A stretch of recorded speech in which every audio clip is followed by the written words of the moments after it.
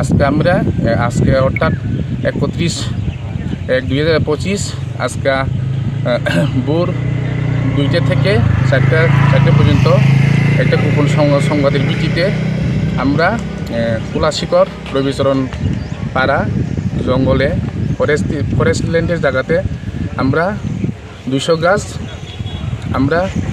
গাঁজা গাছ ধ্বংস করেছি। এরপরে ধ্বংস করার এটা অনুমান মূল্য হচ্ছে 2 লক্ষ টাকা।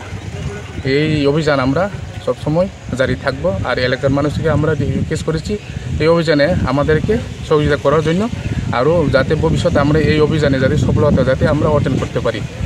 স্যার কাউকে অ্যারেস্ট করতে পারে না, এটা হচ্ছে আমাদের এখানে ফরেস্ট ল্যান্ডের যেহেতু জায়গা ফরেস্ট এরিয়াতে সে কারণে এখন পর্যন্ত আমরা এই ব্যাপারে এখন তদন্ত ইনভেস্টিগেশন চলছে।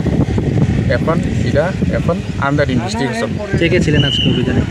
এই অভিযানে আমি, আমাদের এখানে এসআই রাজেন্দ্র ডিডিয়াং, আরও পুলিশ আর আমাদের সাথে 6 ব্যাটালিয়ন টিএসআর যৌথ সহকারে এই অভিযানটা আমরা করেছিলাম।